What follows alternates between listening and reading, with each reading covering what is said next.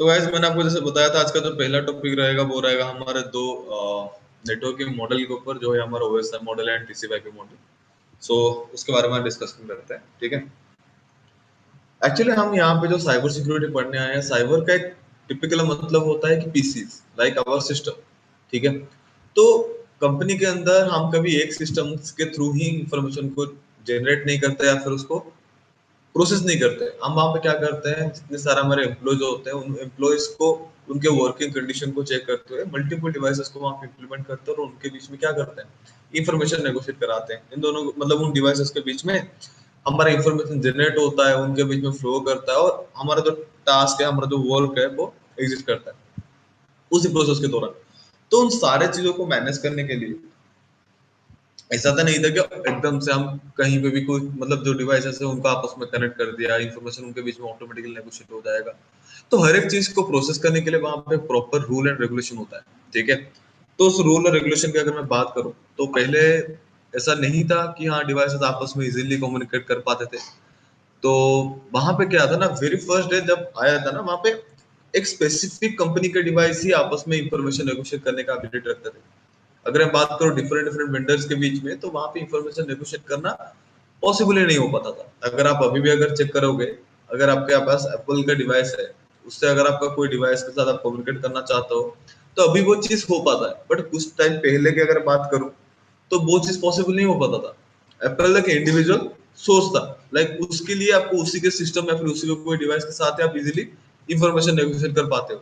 But आज के जमाने में अगर देखोगे तो एप्पल के साथ कोई भी अगर दूसरे भी कंपनी का डिवाइस के साथ अगर इंफॉर्मेशन नेगोशिएट करना चाहते हो तो वो इजीली हो पाता है।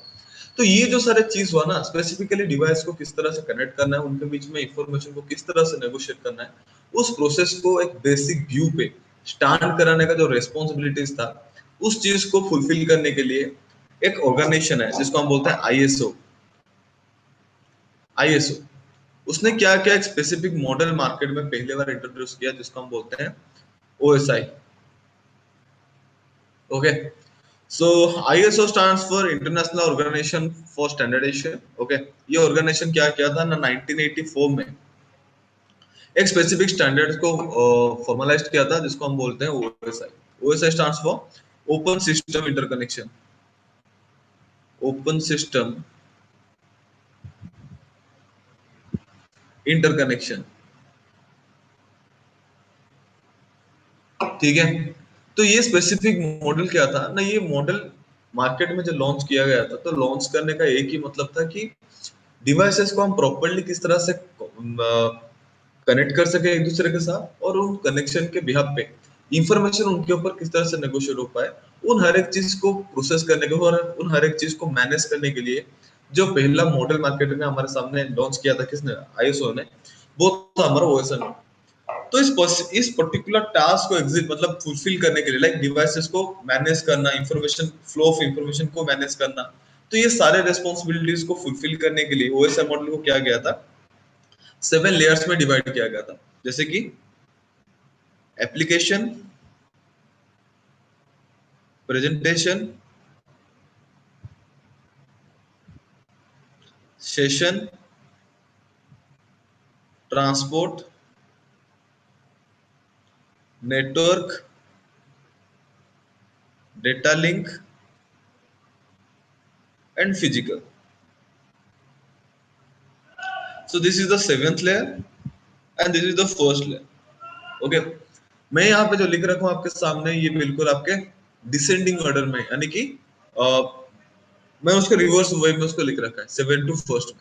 एक्चुअली इस तरह से लिखना, देखो ये आपके ऊपर डिपेंड करता है।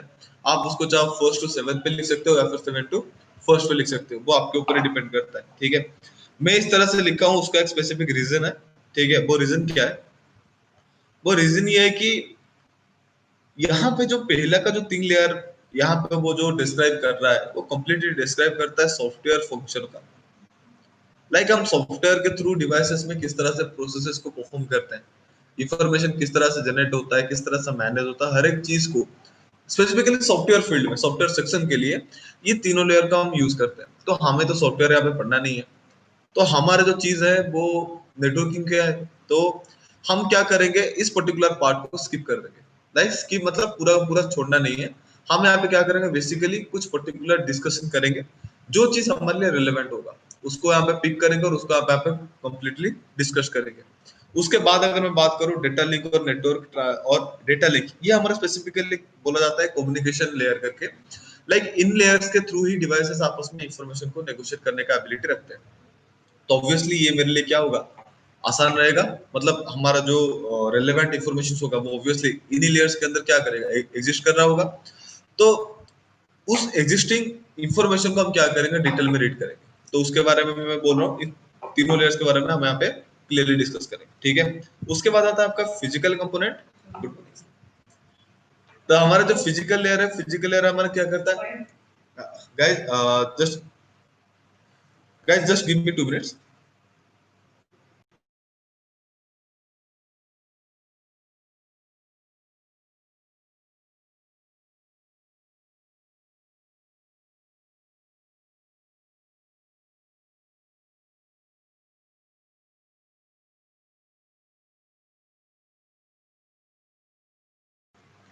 Sorry sir, sorry sorry guys, वो थोड़ा काम था ऑफिस का। तो यहाँ पे जो मैं आखिरी का लेयर जो आपके साथ शेयर कर रहा था वो है आपका फिजिकल लेयर। फिजिकल लेयर जो होता है वो हमारा हार्डवेयर डिवाइसेस जो होते हैं हमारे, उनको मैनेज करने का जो रिस्पॉन्सिबिलिटीज होता है वो परफॉर्म करता है। तो वो चीज के बारे में हम आखिर में डिस्कस करेंगे। तो इसकी वजह से मैंने इसको क्या किया ना, डिसेंडिंग ऑर्डर में आपके सामने प्रेजेंट किया है। आप चाहो तो उसको फिजिकल टू एप्लीकेशन इस तरह से असेंडिंग वे में भी क्या कर सकते हो, रीड कर सकते हो, ठीक है। वो आपके ऊपर डिपेंड करता है। तो पहले इस चीज को इलेबोरेट करने से पहले मैं बता देता हूँ, जो ओएसआई मॉडल है ये हमारा क्या है ना, कम्प्लीटली थ्योरी बेस्ड मॉडल है। लाइक ये हमारा जस्ट रेफरेंस मॉडल है जो ब्रीफ इंफॉर्मेशन प्रोवाइड करता है एक पर्टिकुलर नेटवर्क के बारे में, कि डिवाइसेस को हम किस तरह से आपस में कनेक्ट कर सकते हैं, इंफॉर्मेशन किस कंडीशन के भी आप पे उनके बीच में नेगोशिएट हो सकता है। अगर इंफॉर्मेशन नेगोशिएशन के दौरान कुछ प्रॉब्लम्स हमें फेस करने पड़ रहे हैं, तो उन प्रॉब्लम्स को किस तरह से कम टाइम के अंदर उसको मिटिगेट कर सकते हैं, उन तरह के उस हर एक चीज को डिटेल में सॉल्व करने का जो टेक्निक है, जो पहला व्यू था, वो मार्केट में लॉन्च किया था किसने ना, ओएसआई मॉडल। ओएसआई मॉडल को कभी भी हम कंप्लीटली रियल डिवाइस के ऊपर इम्प्लीमेंट कर नहीं पाया, क्योंकि इनमें काफी सारे फ्लॉज थे, ठीक है। उन फ्लॉज को मिटिगेट करने के लिए वहां पे बाद में फिर काफी सारे कंपनीज ने ट्राई किए। तो ट्राई करते करते एक स्पेसिफिक ऑर्गेनाइजेशन था जिसको हम बोलते हैं डीओडी। अगर डीओडी के बारे में आपको पता होगा, जो होता है हमारा डिपार्टमेंट ऑफ डिफेंस, जो यूएस डिफेंस का एक ब्रांच है। जो याद होगा तो वो एक आर्पानेट करके जो पहला इंटरनेट कनेक्टिविटी होता है, वो पहले इन्वेंट किए थे। तो उसने क्या किया, एक स्पेसिफिक मॉडल को रियल फील्ड में इम्प्लीमेंट किए, जिस मॉडल का नाम है हमारा टीसीपी और आईपी मॉडल। एक्चुअली इसको टीसीपी और आईपी मॉडल कहना थोड़ा गलत हो जाएगा। एक्चुअली इसको बोलते हैं TCP IP protocol sweet. Protocol sweet का मतलब क्या होता है, प्रोटोकॉल का मतलब होता है सेट ऑफ रूल्स। लाइक हर एक चीज को प्रोसेस करने के लिए वहां पे उसने क्या किया ना, एक प्रोटोकॉल को इन्वेंट किया, लाइक कुछ रूल्स को इम्प्लीमेंट किए, और हर एक चीज को उस रूल के साथ ही वो प्रॉपरली डिवाइस के ऊपर इम्प्लीमेंट कर दिए। तो टीसीपी मॉडल पहला ऐसा मॉडल था जो कंप्लीटली डिवाइसेस के ऊपर इंप्लीमेंट होकर हर एक चीज को मैनेज करने का एबिलिटी रखता था। तो इस वजह से टीसीपी मॉडल हर एक डिवाइस के ऊपर हम आज भी यूज करते हैं, और इसके बारे में हम मेनली डिस्कस करेंगे, ठीक है। टीसीपी मॉडल का फुल फॉर्म होता है हमारा transmission control protocol. Transmission control protocol and internet protocol.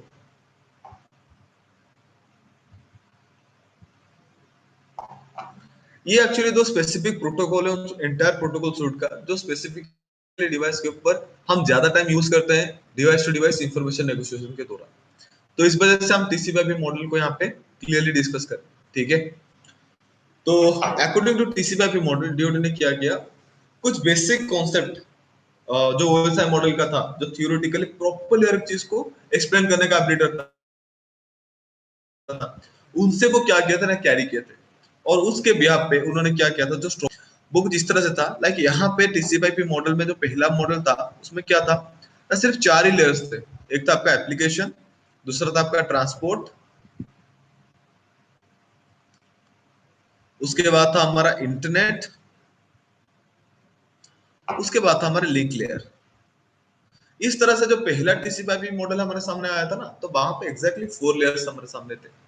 तो यहाँ पे जो एप्लीकेशन लेयर है वो क्या करता है ना, ओएसआई मॉडल के जो 3 लेयर्स थे, एप्लीकेशन, प्रेजेंटेशन, सेशन, जिनका सॉफ्टवेयर लेयर्स बोलते हैं, उन तीनों लेयर का काम वो एक लेयर परफेक्टली मैनेज करता था।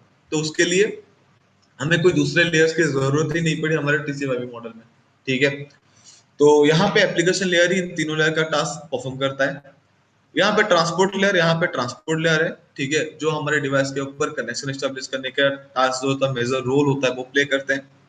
नेटवर्क लेयर का बस यहाँ पे रोल एग्जैक्टली सेम है, बस यहाँ पे थोड़ा नाम चेंज हो गया, उसका हम इंटरनेट नाम दे दिए, ठीक है। बाकी सारे के सारे प्रोसेस यहाँ पे सेम है, जो हम आगे जाके डिस्कस करेंगे। उसके बाद है डेटा लिंक और फिजिकल। इन दोनों को ना वो वहां पे क्या किया, कंबाइन करके एक स्पेसिफिक लेयर के दौरान यहाँ पे रिप्रेजेंट करते हैं, जिसके ना सॉरी जिसका वो नाम दे दिए लिंक लेयर, ठीक है। बाद में जब इस चीज को वो इम्प्लीमेंट किए डिवाइस के ऊपर, तो उनको ऐसा लगा कि डेटा लिंक और फिजिकल दिखते तो एक जैसे ही है, बट जब प्रॉब्लम हमारा सामने आता है ना, उनको जब ट्रबल शूट करने हम बैठते हैं, तो वहां पे प्रॉब्लम्स वेरी करता है, डिवाइस टू डिवाइस वेरी करता है, लेयर टू लेयर वेरी करता है। डेटा लिंक का जो अब जो प्रॉब्लम है वो फिजिकल से डिफरेंट है, और फिजिकल का जो है वो डेटा लिंक से डिफरेंट है। तो इस प्रॉब्लम को भी सॉल्व करने के लिए कुछ टाइम के बाद इसने क्या किया ना, हमारा जो टीसीपी और आईपी प्रोटोकॉल सूट है, guys just give me 2 minutes. जी मैम बोलिए।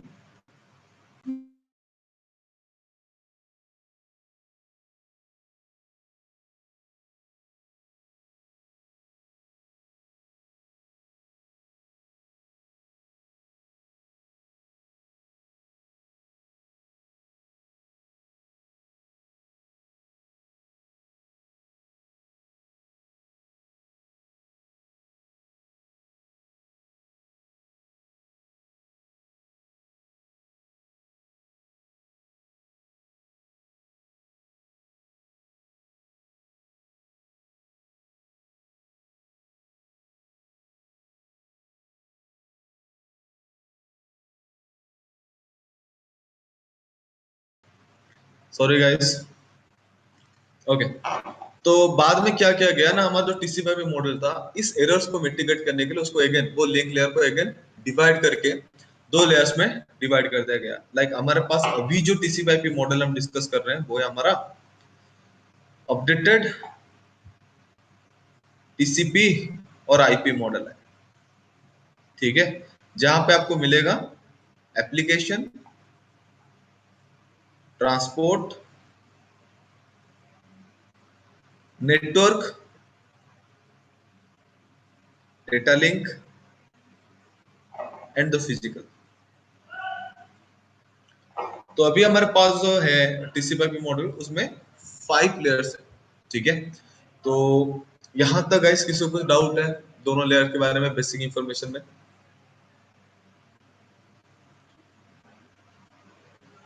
हेलो राहुल जी, तरुण, सचिन, नहीं सर। No sir. क्लियर है चीज? बेसिक आइडिया आया ये दो मॉडल यस है क्या? लेयर क्लियर है? यस ठीक, सर। ओके। जी तो सर। यहाँ पे मैं जो काम, ओके, तो मैं यहाँ पे क्या करूंगा, जो चीज आपके साथ शेयर करूंगा वो ऐसा है। मैंने जैसे आपको बताया था, ओएसआई मॉडल हमारा कंप्लीटली थ्योरी बेस्ड नॉलेज है, ठीक है। तो थियोरिटिकल पार्ट को मैं बस आपको बोल दूंगा कि थियोरिटिकल पार्ट है क्या। मैं मेजरली यहाँ पे टीसीपी मॉडल जो हमारा रियल फील्ड का सिनेरियो एक्सप्लेन करता है, हम जिसको यूज करते हैं, जिनमें हमारा मेजरली जो टास्क होता है हम परफॉर्म करते हैं, तो उस लेयर्स को हम डिटेल में यहाँ पे डिस्कस करेंगे, ठीक है। तो मैं यहाँ पे क्या करूंगा, जो थियोरिटिकल पार्ट है उसको बेसिक ब्रीफ जो होता है आपका जानना, वो मैं आपको इलेबोरेट कर दूंगा थियोरिटिकली। और प्रैक्टिकली जो पार्ट होगा, जो रियल फील्ड में हम यूज करते हैं डिवाइसेस के ऊपर, उसका हम टीसीपी मॉडल के थ्रू जान लेंगे, ठीक है। आज स्पेसिफिकली हमारा जो टारगेट रहेगा वो रहेगा एप्लीकेशन, प्रेजेंटेशन, सेशन, तीनों लेयर को डिटेल में जानना, ठीक है। आज सॉफ्टवेयर पार्ट खत्म करेंगे, कल से ट्रांसपोर्ट जो लेयर है वो हो रहेगा। मतलब like हर एक दिन एक इंडिविजुअल लेयर को हम क्या करेंगे, पिक करेंगे, उसको डिस्कस करेंगे, ठीक है गाइस। तो आगे जाके कंटिन्यू करते हैं, ठीक है। तो ओएसआई मॉडल स्टार्ट करने से पहले मैं आप सबको एक स्पेसिफिक चीज आपके साथ शेयर करना चाहता हूँ, जो है आपका ओएसआई मॉडल का नोट आपको चाहिए होगा। तो ओएसआई के लिए मैं एक लिंक आपको शेयर करता हूँ। आज तक का बेस्ट पीडीएफ है मैं आज तक उसको फॉलो करता हूँ, हर एक स्टूडेंट को रेकमेंड भी करता हूँ कि वो उस पर्टिकुलर पीडीएफ को एक बार गो थ्रू करे, क्योंकि उनमें काफी सारे चीज क्लियरली इलेबोरेट किया गया है ओएसआई मॉडल के बारे में, और टीसीपी की सॉरी टीसीपी की जो मॉडल होता है उसके बारे में, और स्पेसिफिकली ओएसआई मॉडल के बारे में डिटेल में यहाँ पे एक्सप्लेनेशन दिया गया है कि वो किस तरह से काम करता है, मार्केट में किस तरह से आया है, यूज क्यों नहीं हुआ, डिटेल का चीज यहाँ पे है। अब हर एक चीज को जो मैं थियोरेटिकली वहां पे बोल गया अभी स्टार्टिंग के टाइम, यहाँ पे आपको लिखा हुआ मिल जाएगा, तो आपको एक बार गो थ्रू करने में आसान रहेगी। ठीक है, तो मैं लिंक आपको यहाँ पे जो चैट है, चैट में भेज रहा हूँ, एक बार देख लीजिए।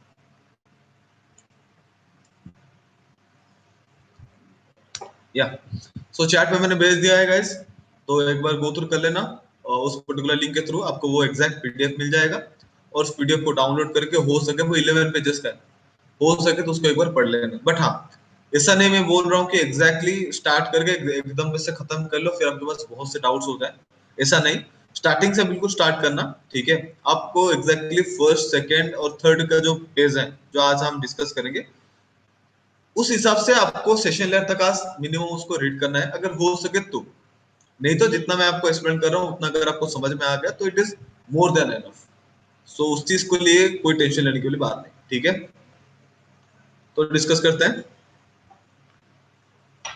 तो जो पहला लेयर है हम यहाँ पे डिस्कस करने वाले हैं वो है हमारा एप्लीकेशन लेयर, ठीक है। तो अगर मैं एप्लीकेशन लेयर की बात करूं तो हमारा जो ओएसआई मॉडल है वहां पे जो एप्लीकेशन लेयर है, यानी कि थियोरेटिकल जो रेफरेंस मॉडल के दौरान जो एप्लीकेशन लेयर के बारे में एक्सप्लेनेशन दिया गया था, जो डेफिनेशन दिया गया था वो ये दिया गया था कि application layer is used to describe the sorry sorry I am extremely sorry, उसने वहां पे ये एक्सप्लेनेशन दिया था, यहाँ पे लिख देता हूँ ताकि आपके पास नोट भी रहे, हैंड नोट में। एप्लीकेशन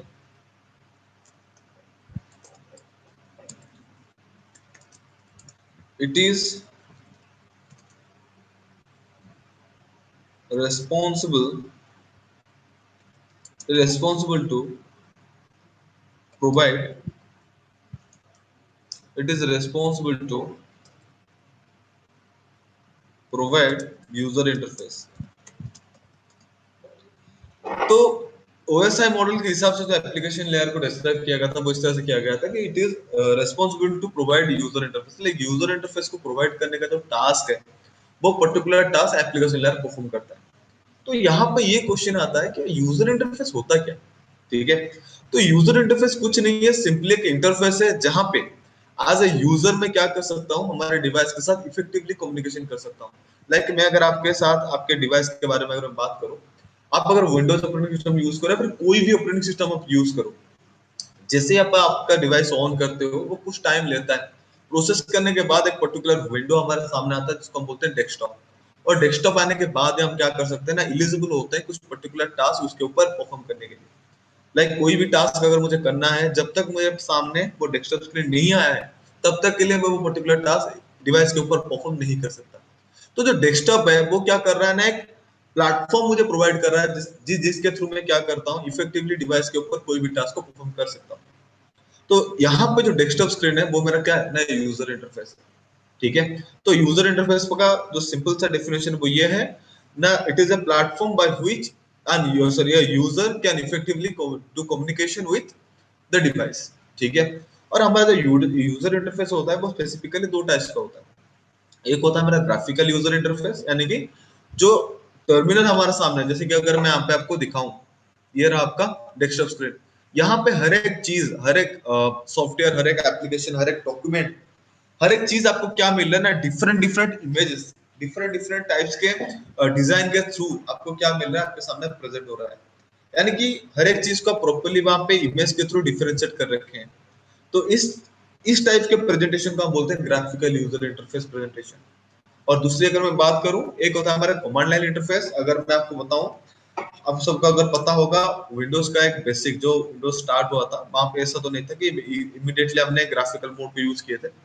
वहां पे वहां पे एक और ऑपरेटिंग सिस्टम था जिसको हम बोलते हैं डॉस, जिसको हम बोलते हैं डिस्क ऑपरेटिंग सिस्टम, जिसको हम डॉस बोलते हैं। आज के जमाने में उसको हम कमांड लाइन इंटरफेस भी बोलते हैं, जिसको हम बोलते हैं कमांड प्रॉम्प्ट, ठीक है। तो ये रहा आपके सामने, ठीक है, सॉरी। तो इस तरह से आप क्या कर सकते हो, यहाँ पे हर एक कमांड दोगे तो आप आपको क्या मिल जाएगा ना, आपको इस तरह से इंफॉर्मेशन आपके सामने शो करेगा। ठीक, एक ब्लैक एंड व्हाइट के स्क्रीन के ऊपर लाइक आप कुछ कमांड लिखो, उस कमांड को फॉलो करके वो आपके सामने डेटा शो करेगा, बट यहाँ पे जो डेटा आप व्यू करोगे उसमें कोई भी ग्राफिक्स नहीं होगा। इस इंटरफेस को हम बोलते हैं कमांड लाइन इंटरफेस। ठीक है, तो आगे अगर देखोगे लिनक्स करोगे या फिर आगे जाके जब आप साइबर सिक्योरिटी मूव करोगे तो वहां पे आपको जो लिनक्स बेस्ड ऑपरेटिंग सिस्टम आप यूज करोगे तो वहां पे सारे का सारा टास्क आपका इससे ब्लैक एंड व्हाइट स्क्रीन पे होगा, तो वहां पे ग्राफिकल का ज्यादा यूज नहीं। तो आगे जाकर आपको समझ में आ जाएगा कि सीएलआई क्या है। ठीक है, तो एप्लीकेशन लेयर हम यहाँ पे डिस्कस कर सॉरी हम यहाँ पे डिस्कस कर रहे थे एप्लीकेशन लेयर के बारे में। तो एप्लीकेशन लेयर के बारे में जो डिस्कशन था वो ये था कि एप्लीकेशन लेयर हमारा ये डिस्क्राइब करता है कि यूजर इंटरफेस को वो प्रोवाइड करता है। एक्चुअली स्पेसिफिकली इस चीज को भी इलैबोरेट करने के टाइम और भी कुछ इंफॉर्मेशन उसमें ऐड ऑन किए थे। लाइक यूजर इंटरफेस प्रोवाइड करने के साथ साथ डिफरेंट डिफरेंट टास्क को परफॉर्म करने के लिए वो वहां पे क्या करता है ना, डिफरेंट डिफरेंट प्रोटोकॉल को यूज करता है। ठीक है, बट उस चीज को वो एक्सप्लेन तो कर दिया, लाइक वर्बली बता दी, बट जब प्रैक्टिकली उसको डिवाइस के ऊपर इंप्लीमेंट करने का टाइम आया, उस जगह पे हमारा जो ओएसआई सॉरी हमारा जो ओएसआई मॉडल है वो क्या हो गया ना, वो फेल हो गया। वजह से हमने क्या किया ना, उसको सक्सेसफुली डिवाइस के ऊपर कभी इंप्लीमेंट कर ही नहीं पाए। तो बाद में जब हमारे सामने उसको एक रेक्टिफायर मॉडल के हिसाब से टीसीपीआई मॉडल को हमारे सामने लाया गया, तो उस पर्टिकुलर एरर्स को क्या किया गया ना, वो हमारा जो टीसीपीआई मॉडल है उसको कंप्लीटली मिटिगेट कर दिया। तो टीसीपीआई मॉडल, आज पर द टीसीपीआई मॉडल डिस्कशन, वो वहां पे क्या था, एप्लीकेशन लेयर का जो डिफिनेशन था ना, टीसीपीआई मॉडल के हिसाब से application layer is used to identify the services. Like जो एप्लीकेशन लेयर है वो वहां पे क्या करता है ना, सर्विसेज को आइडेंटिफाई करने की जो टास्क होता है वो परफॉर्म करता है।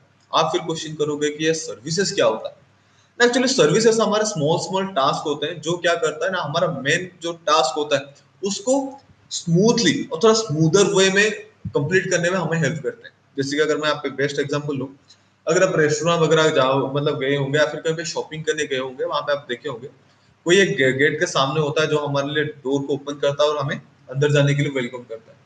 इमीडिएटली हमें कोई हमें अटेंड ले हम जब एंटर करते हो शॉप के अंदर, तो शॉप के सामने कोई बंदा आके हमें क्या करता है, ज्वाइन करता है, और हमें अगर होटल हुआ तो हमें शीट ऑफर करेगा, हमारा खाना वाने का ऑर्डर लेगा। तो इन सारे चीजों में अगर मैं आपको एक पर्टिकुलर एक व्यू दूं, एक खाने का अगर मैं बात करूं, तो मुझे अगर भूख लगा, मैं कोई रेस्टोरेंट में जाऊं खाना खाने के लिए, तो वहां पे अगर आप देखोगे खाना खाना मेरा मेजर टास्क है, तो मैं वहां जाके सीधा मुझे खाना मिलेगा तो मैं खाने का क्या आ सकता हूँ।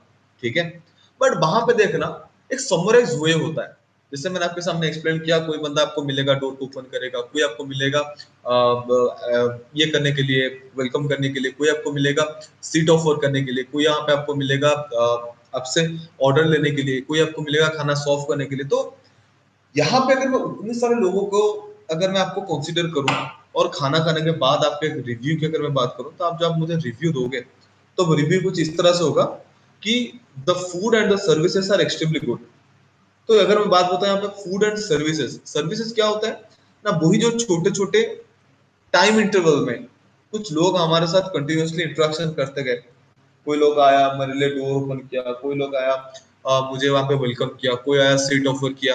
तो ये जो छोटे छोटे लोग थे, उन छोटे छोटे लोग के जो इंटरफेरेंस था, वो मेरे लिए क्या है ना, सर्विसेज थे, जिसके वजह से मेरा जो खाना खाने का टास्क था वो थोड़ा स्मूथर हो गया।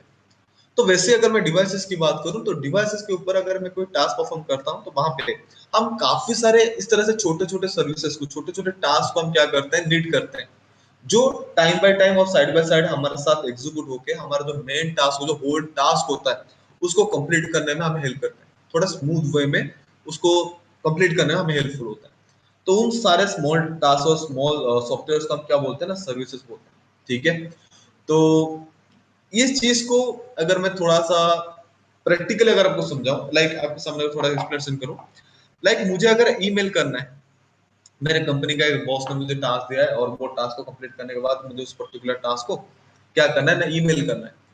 तो वहां पे अगर आप देखोगे टास्क को कंप्लीट करना और उसको ईमेल करना, स्पेसिफिकली ईमेल की अगर बात करूं, तो ईमेल को करने के लिए, मेल भेजने के लिए, तो वहां पे काफी सारे सर्विसेज हमारे रिक्वायरमेंट में आते हैं। जैसे कि अगर मैं यहाँ पे बात करूं इंटरनेट को एक्सेस करना, लाइक जीमेल का जो वेब पेज है उसको एक्सेस करना, तो वहां पे स्पेसिफिकली हम क्या करते हैं, सर्विस को यूज करते हैं जिसको हम बोलते हैं वेब सर्विस। और वेब सर्विस को एक्सेस करने के लिए हमारे पास दो ऑप्शंस होते हैं, एक होता है हमारा एचटीटीपी, दूसरा होता है हमारा एचटीटीपीएस। जो एचटीटीपी होता है उसका जो पोर्ट नंबर एचटीटीपी होता है, दूसरा होता है एचटीटीपीएस। गाइस जस्ट गिव मी 1 मिनट।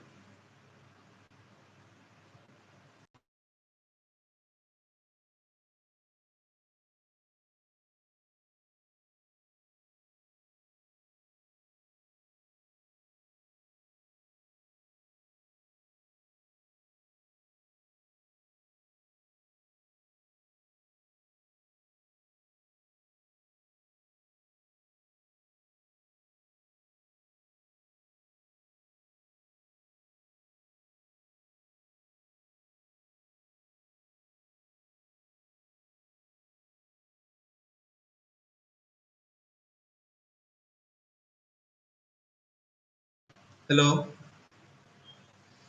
हेलो गाइस,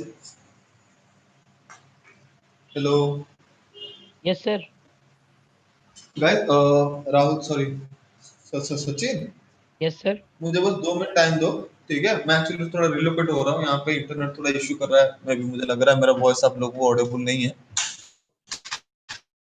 ठीक है, मुझे बस ओके दो सर। मिनट टाइम दे दो, मैं थोड़ा रिलोकेट हो जाता हूँ। ठीक है, उसके बाद और फिर से कंटिन्यू करते हैं। ठीक है, बस मैं दो ओके मिनट ही सर। चाहिए। ठीक है, ओके ज्यादा सर।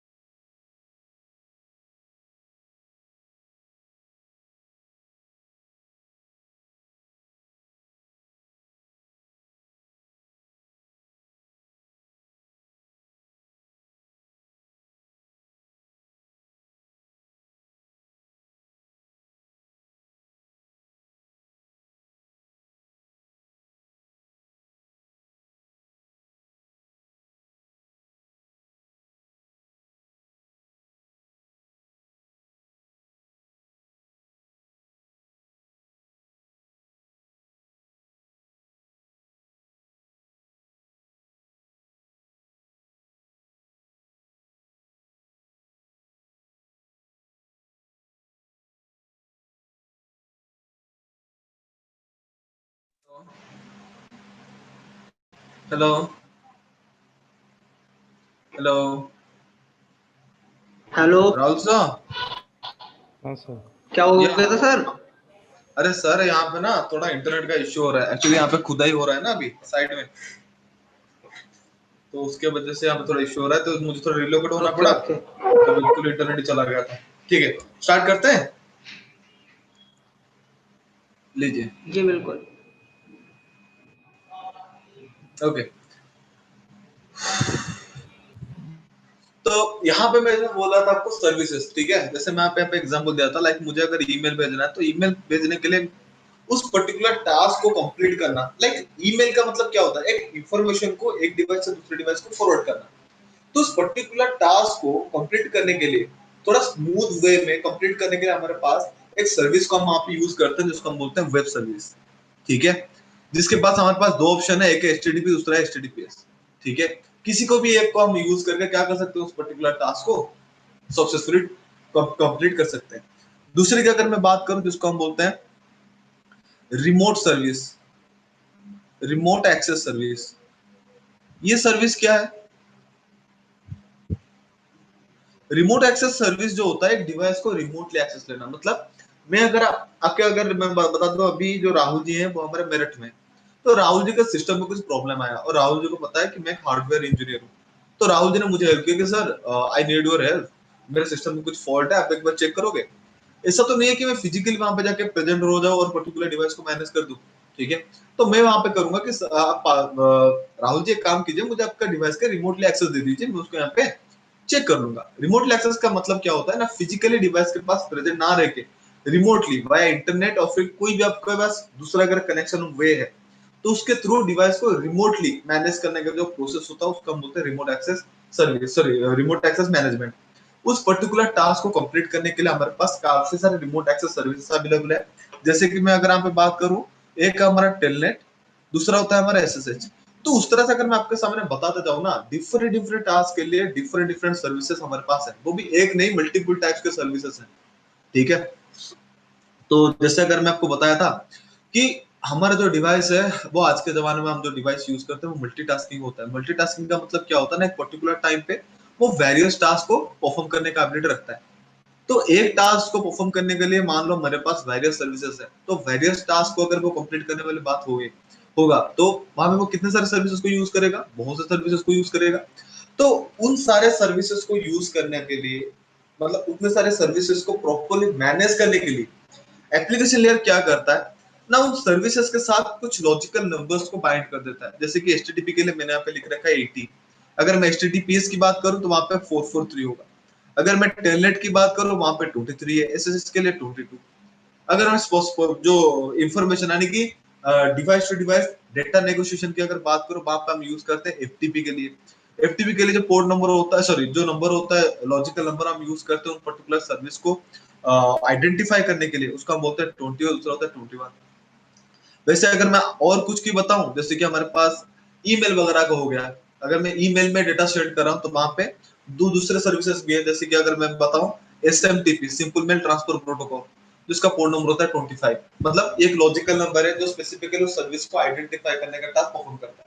और ये जो लॉजिकल नंबर्स यहाँ पे आप इस्तेमाल करते हैं उस पर्टिकुलर सर्विस को आइडेंटिफाई करने के लिए, उस पर्टिकुलर लॉजिकल नंबर्स को हम क्या बोलते हैं ना, पोर्ट नंबर्स बोलते हैं। तो पोर्ट नंबर का डेफिनेशन ये होता है ना, port numbers are the logical numbers by which services can be defined, like कोई भी सर्विसेज को आइडेंटिफाई करने के लिए, डिफाइन करने के लिए हम उनके बिहाफ पे जो लॉजिकल नंबर्स को पिक करते हैं ना, तो उन लॉजिकल नंबर्स को हम क्या बोलते हैं ना, पोर्ट नंबर्स बोलते हैं। और स्पेसिफिकली जो पोर्ट नंबर्स हैं ये हमारे 16 बिट्स का होता है। तो 16 बिट्स को अगर, ये तो हमारे बाइनरी फॉर्म में अगर मैं आपको डेसिमल में कन्वर्ट करूं तो 2 पावर 16 का मतलब होता है 65536, ठीक है। तो 2 पावर 6 सॉरी 65536, बट हमारा जो बाइनरी का जो कैलकुलेशन प्रोसेस होता है ना, लाइक जो लॉजिकल नंबर्स का, वो जीरो से स्टार्ट होके, मतलब जीरो से स्टार्ट होता है, और जीरो जो होता है सिस्टम खुद के सेल्फ प्रोसेस को इस्तेमाल करने के लिए भी यूज करता है। तो यहाँ पे जो नंबर स्टार्ट होता है वो 1 से स्टार्ट होता है और खत्म होता है 65535 पे, ठीक है। और जो 1 से लेकर 65535 तक होता है, ये स्पेसिफिकली दो टाइप्स में डिवाइड होता है। लाइक प्रॉपरली पोर्ट नंबर्स को मैनेज करने के लिए इस पर्टिकुलर रेंज को वो क्या किया है ना, दो हिस्सों में डिवाइड किया है। एक हिस्सा होता है उसका जिसको हम बोलते हैं वेल नोन पोर्ट नंबर्स, और जो वेल नोन पोर्ट नंबर्स होता है इसका जो रेंज होता है वो स्टार्ट होता है हमारा 1 से और जाता है 1023 तक। और दूसरा होता है हमारा डायनामिक पोर्ट नंबर, जो पोर्ट नंबर होता है ये रेंज होता है आपका 1024 से लेके वो जाता है 65535 तक। अगर आप इस रेंज को अगर गौर से देखोगे तो आपको मिलेगा ये रेंज काफी ज्यादा, मतलब बहुत ज्यादा है comparison with well known port numbers.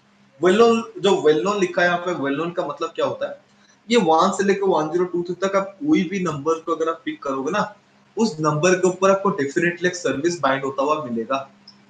जैसे कि अगर मैं आपके सामने कुछ एग्जांपल जैसे लिया हूँ, ये सारे एग्जांपल्स को अगर आप कंसीडर करो, उन नंबर्स के साथ आपको डेफिनेटली एक सर्विस बाइंड होता हुआ मिल रहा है, आपको दिख रहा है आपके सामने। वैसे ही आपको रियल फील्ड में क्या मिलेगा, इस पर्टिकुलर रेंज में से आपको डेफिनेटली एक सर्विस उस पर्टिकुलर नंबर के साथ बाइंड होता हुआ मिलेगा। इस वजह से उसको हम क्या बोलते हैं, वेल नोन पोर्ट नंबर्स बोलते हैं। डायनामिक रेंज आपके लिए इतना ज्यादा क्यों है, एक्चुअली इसका दो पर्पस है, ठीक है। एक पर्पस क्या है, एक होता है हमारा 1024 से लेके 49151 तक, जिसको हम बोलते हैं रजिस्टर्ड पोर्ट नंबर रेंज।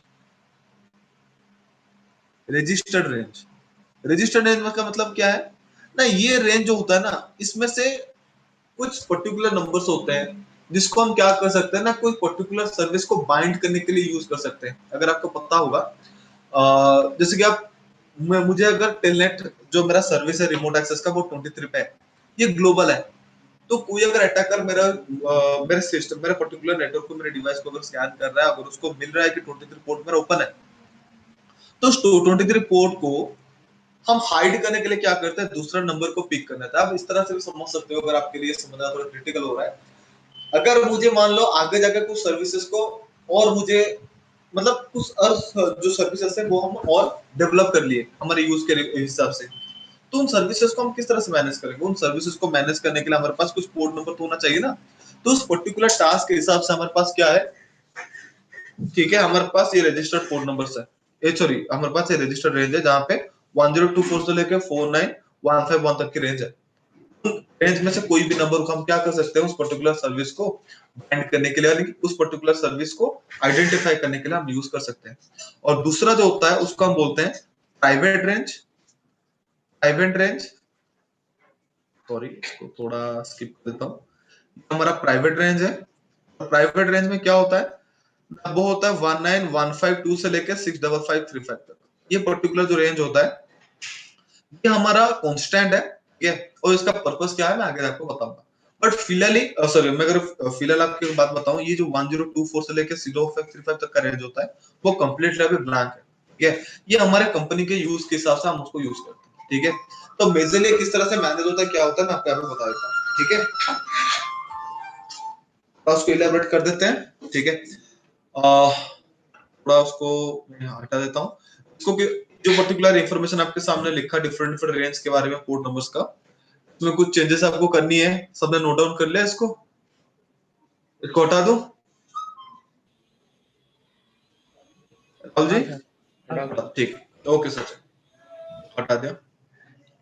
इसको थोड़ा अच्छे से समझते हैं, ठीक है। जस्ट एक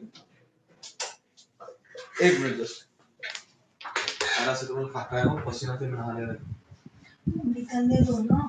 अगर हो गया बदबू होगा इतना ना, मुझे पसीना बर्दाश्त नहीं है।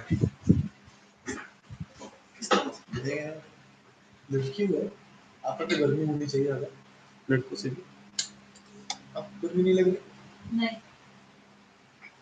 ओके देखो, मैं अगर आपको अब मैं छोटा सा एग्जांपल दूं, मान लो ये पर्टिकुलर सर्वर है, ठीक है।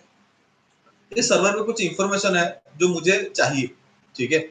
तो मेरा सिस्टम को मुझे क्या करना पड़ेगा, उस पर्टिकुलर सर्वर के साथ कनेक्ट करना पड़ेगा और उस इंफॉर्मेशन को मेरे सिस्टम पे लाके मुझे उसको एक्सेस करना है। तो इस पर्टिकुलर टास्क को कंप्लीट करने के लिए मैं यहाँ पे क्या करता हूँ, एक सर्विस को यूज करता हूँ जो हमारा वेब सर्विस है, ठीक है। तो मैं यहाँ पे क्या किया, मेरे सिस्टम से उस पर्टिकुलर सर्वर को एक्सेस करने के लिए, मतलब वेब पेजेस के लिए मैंने क्या क्या रिक्वेस्ट भेजा। अगर मैं वहां पे इस पर्टिकुलर टास्क को कंप्लीट करने के लिए HTTP को यूज करता हूँ, तो यहाँ पे अगर मैं HTTP लिखूंगा, लाइक अगर मेरा सिस्टम ये है जहां से मेरा रिक्वेस्ट जनरेट हो रहा है, उस पर्टिकुलर फील्ड को हम क्या बोलते हैं ना, सोर्स बोलते हैं, और हमारा जो टारगेट है उसको हम बोलते हैं डेस्टिनेशन।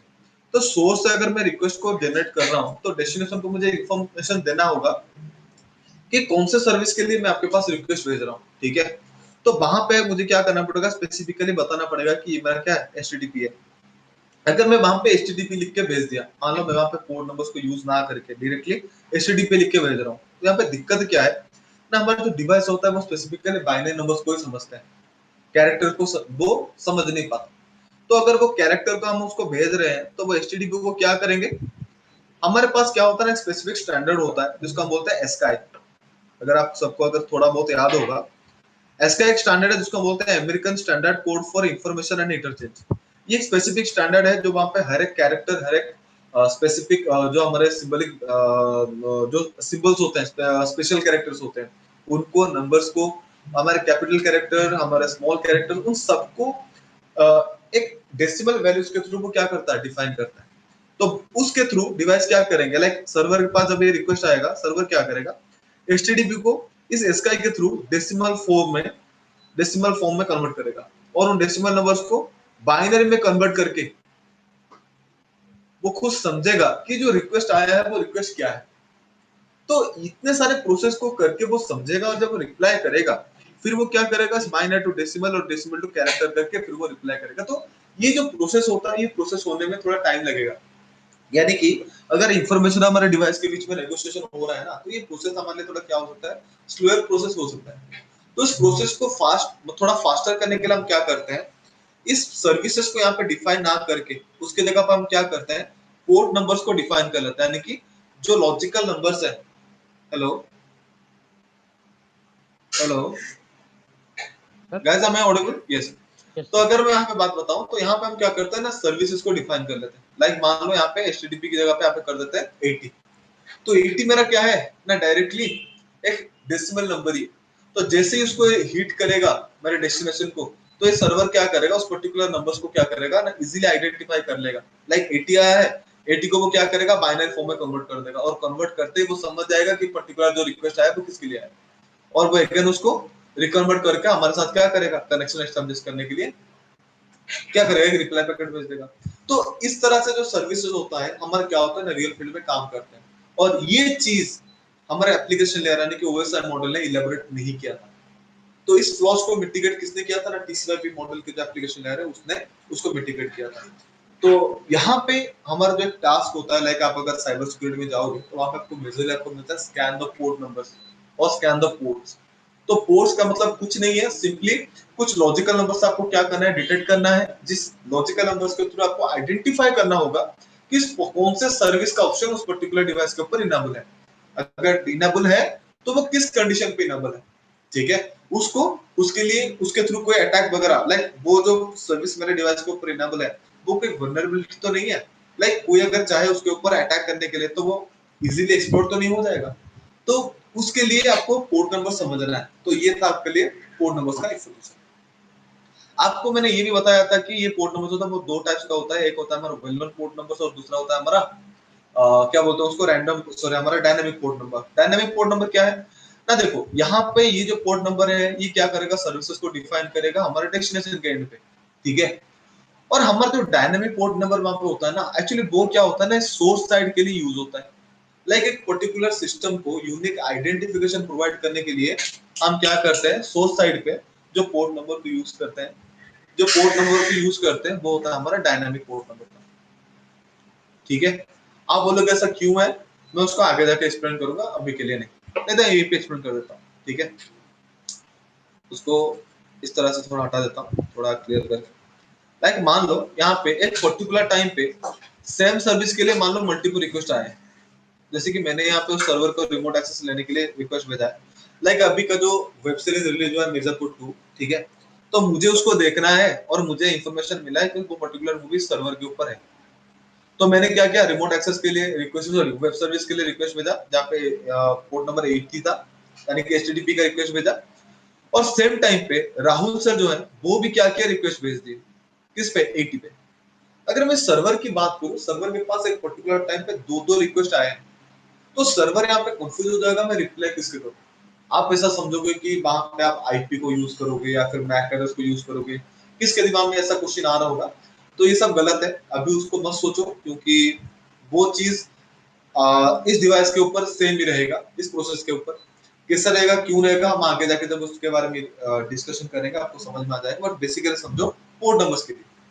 तो पोर्ट नंबर से यहाँ पे क्या होगा ना, सर्वर के पास अभी जो रिक्वेस्ट आया है, जो रिक्वेस्ट है वो दोनों सेम सर्विस के लिए है, और जो इंफॉर्मेशन है वो भी सेम है, या फिर यहाँ पर मान लो इंफॉर्मेशन डिफरेंट भी है, पर जो रिक्वेस्ट आया है पोर्ट नंबर का जो सर्विस के लिए आया है वो दोनों सेम है। अगर ये रिप्लाई करने के लिए सोचेगा सर्वर, तो वो कंफ्यूज हो जाएगा कि कौन से डिवाइस का कौन सा रिक्वेस्ट है।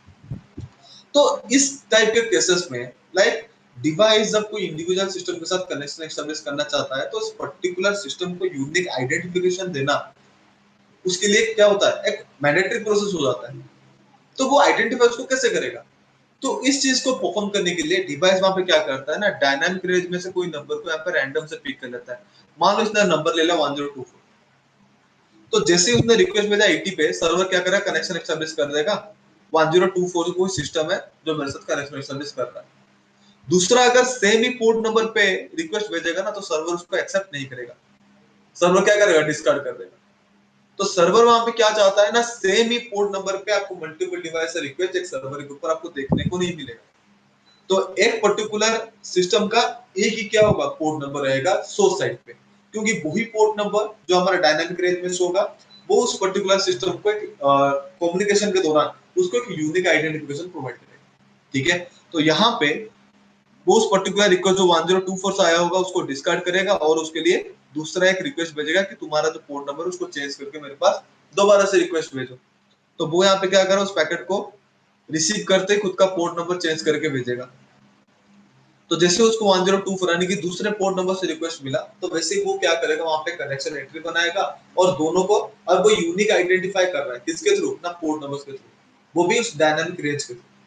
तो इस तरह से क्या होता है ना, पोर्ट नंबर्स को हम यूज करते हैं कुछ को स्पेसिफिक सर्विसेज को डिफाइन करना, और कुछ को हम रिजर्व रखते हैं ताकि वो डिवाइस को यूनिक आइडेंटिफिकेशन प्रोवाइड करने का टास्क परफॉर्म कर सके, और हमारा जो कम्युनिकेशन है डिवाइस के ऊपर, सॉरी, डिवाइस टू डिवाइस जो कम्युनिकेशन होता है उस पर्टिकुलर टास्क को वो क्या कर सके, इजीली परफॉर्म कर सके। तो मेजरली ये जो सारा का सारा प्रोसेस है, ये मैनेज करता है कौन सा, हमारा लेयर ना हमारा एप्लीकेशन। तो गाइस यहाँ पे किसी को कुछ डाउट है पूछ सकता है। यस सर, मुझे है। हाँ विशाल, कुछ पूछिए। सर आपने बोला कि अभी कोई सर्वर पे मान लो पोर्ट नंबर 80 पे कोई सर्वर से कोई रिक्वेस्ट कर रहा है। हाँ ठीक है। तो मान लो कोई सर्वर, मान लो मेरी एक वेबसाइट है, एक हाँ सर्वर पे है। ठीक है, तो मान लो वो इसमें कोई एक वीडियो वो वायरल हो गई है, हाँ हाँ फॉर एग्जाम्पल। तो उसमें एक पर्टिकुलर टाइम पे तो कुछ भी हो सकता है, जैसे आपने बताया कि पोर्ट नंबर्स मैक्सिमम हाँ 6 यानी 6,50,000 के आसपास होते हैं। हाँ हाँ। अब उसमें मान लो कि ये एक वायरल हो चुकी है, तो वो इसमें। भी वो भी 1024 से 65535 तक, पूरा का हाँ। पूरा नहीं, क्योंकि वो भी दो सब डिफरेंट। एक्चुअली ये जो चीज है ना, मैं आपको लिए मुझे पता था ये क्वेश्चन आएगा। एक्चुअली कभी भी एक पर्टिकुलर सर्वर के थ्रू वो इंफॉर्मेशन मैनेज नहीं होता है। हम क्या करते हैं, वहां पे एक सर्वर के साथ मल्टीपल सर्वर्स को यूज करते हैं, ठीक है, जिसको हम वर्चुअल सर्वर्स बोलते हैं। तो जो इंफॉर्मेशन जाता है ना, कोई डायरेक्ट सर्वर के साथ, मतलब जो रिक्वेस्ट आता है कुछ सिस्टम से, वो डायरेक्टली सर्वर के पास नहीं होता, वो कोई दूसरे डिवाइस के पास उसके थ्रू मेरे सर्वर के पास आता है। लाइक आपको सिनेरियो अगर मैं बताऊं, मुझे अगर गूगल से इंफॉर्मेशन लेना है, तो मैं डायरेक्टली गूगल के पास कम्युनिकेशन नहीं कर सकता। गूगल का एक डुप्लीकेट सर्वर, लाइक इस बोल सकता है, एक रेप्लिका इंडिया में कहीं पे अवेलेबल है, ठीक है। तो मेरा जो रिक्वेस्ट होगा वो इसके पास जाएगा। जैसे कि अगर मैं बात करूं, इंडिया में मान लो गूगल का 4 सर्वर है, एक नॉर्थ पे है, एक साउथ पे है, एक ईस्ट पे है, एक वेस्ट पे है, ठीक है, मान लो। तो मैं अगर नॉर्थ पे हूँ, तो मेरा रिक्वेस्ट नॉर्थ वाले जो सर्वर होगा उस पे जाएगा। अगर मैं वेस्ट पे हूँ तो मेरा वेस्ट पे जाएगा, मैं साउथ पे हूँ तो साउथ पे जाएगा, ईस्ट का ईस्ट पे जाएगा। इस चीज को अगर आपको देखना है, तो दिल्ली में रह के अगर कहीं पे आपको दूर किस जगह पे जाना होगा ना, रिलोकेट होना पड़ेगा, तो दिल्ली में गूगल का जो सर्वर का आईपी होगा उसको चेक कर लेना। उसको चेक करने के लिए बता देता हूँ कैसे करना है। सिंपल सी टास्क है, सीएमडी पे जाओ, यहाँ पे कमांड देता ना पिंग का, पिंग google.com। देखना यहाँ पे आपको आईपी मिल रहा है, ठीक है। दूसरी जगह पे रीलोकेट होके दोबारा से पिंग प्रोसेस को करके देखना, गूगल का जो सर्वर का आईपी होगा वो आपको सेम नहीं मिलेगा, वो डिफरेंट मिलेगा। या फिर अगर आपका कोई दोस्त है दूसरी जगह पे, चेक करके देखना, आपको मोस्ट ऑफ द चांसेस है ये आईपी आपको क्या मिलेगा, डिफरेंट मिलेगा। तो कंपनी के थ्रू हम जो सर्वर को मैनेज करते हैं ना, ऐसा नहीं होगा कि अगर मुझे पता है कि मेरे सर्वर के ऊपर बहुत से ट्रैफिक आने वाले हैं, तो उतने सारे ट्रैफिक एक सर्वर मैनेज नहीं कर सकता। एक सर्वर का भी एक लिमिट होता है, वो कितना इंफॉर्मेशन मैनेज करने का एबिलिटी रखता है। तो हमारा अगर एक्सपेक्टेशन के हिसाब से उससे ज्यादा आ रहा है ना, देखना कभी कभी हमारा सर्वर हैंग हो जाता है, वहां पे हमारे सामने एरर वाला स्क्रीन आता है। क्यों? क्योंकि वहां पे काफी ज्यादा रिक्वेस्ट आ रहा है, जिस रिक्वेस्ट को मेरा सर्वर प्रोसेस नहीं कर पा रहा। तो उस चीज को मिटिगेट करने के लिए सर्वर क्या करता है, खुद को बंद कर देता है। तो हम उस एरर्स को मिटिगेट करने के लिए क्या करते हैं, कभी भी एक सर्वर हमारे कंपनी के अंदर एक सर्विस नहीं करते।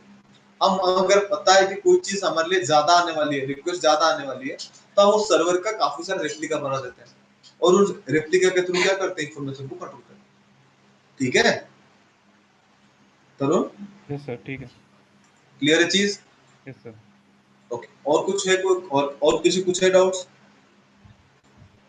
Excuse me sir. या सर जैसे आपने बताया कि फॉर एग्जांपल कोई भी सर्विस है, जैसे सर टेलनेट है सर, हाँ हाँ जो कि हमारे 23 पोर्ट पर चल रही है। हाँ सर हम उसको जैसे आपने बताया कि उसका पोर्ट चेंज कर सकते हैं, फॉर एग्जांपल कोई भी सर अटैकर है। नहीं नहीं, पोर्ट चेंज नहीं करता, हम क्या करते हैं पता है, उस यस सर। 23 को हम क्या करेंगे, डीएक्टिवेट कर देंगे। तो अगर कोई अटैकर उसको स्कैन करता है, तो मेरा जो 23 वो उसको क्या दिखाएगा, क्लोज दिखाएगा, यानी कि वो सर्विसेज में अवेलेबल नहीं है। हम फिल्टर्ड वहां पे क्या दिखाएगा। करेंगे, नहीं फिल्टर दिखाएगा, मतलब फायरवॉल के बैक साइड में है, यानी कि उस पर्टिकुलर पोर्ट फायरवॉल के थ्रू सिक्योर है। अगर वो ओके। उस पर्टिकुलर सर्विस को अगर बंद कर दो, तो वहां पे क्या दिखाएगा, क्लोज दिखाएगा, यस वहां सर। पे क्लोज दिखाएगा। उस सर्विस को अगर मैं डीएक्टिवेट कर दूं मेरे सर्वर के ऊपर, तो वो क्या दिखाएगा, डीएक्टिवेट दिखाएगा। उस सर्विस के लिए मैं वहां पे रजिस्टर्ड पोर्ट नंबर में से कोई दूसरा रेंज ले लूं, जैसे कि 2020 एक पोर्ट नंबर ले लिया और वहां पे उस सर्विस को मैंने एक्टिव कर दिया। तो ये चीज मेरे कंपनी के अंदर जो एम्प्लॉइज होंगे उनको पता होगा। तो किसी को अगर टैलेंट के लिए रिक्वेस्ट करना है, तो वो 23 की जगह 2020 पे करेंगे और उसके थ्रू उसको रिमोट एक्सेस मिल जाएगा। Yes sir. ठीक है?